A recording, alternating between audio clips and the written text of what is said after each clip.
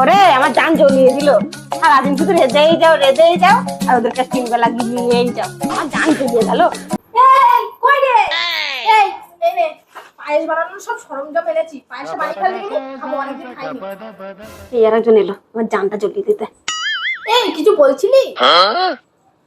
না বান্ধবী, তোকে আমি কিছু বলেই দি, আমি কিছু বলতে পারি। এই তাহলে দেরি করছিস কেন? তাড়াতাড়ি পায়েসটা বানা, আমি খাই। ও আমার সোনা গো, পায়েস খাবে গো, দাও দাও হাতটা পাতো। এ না लेकिन एक सेकंड এবার এটা খেয়ে নাও। এবার এটা খেয়ে নাও, দেখবে এবার দুধটা দিয়ে দেবো পেটে, যে এরম এরম করে পায়েস হয়ে গেছে। পায়েস খাবে? রান্না করতে করতে গাঁড় জ্বলে যাচ্ছে, পায়েস খাবে।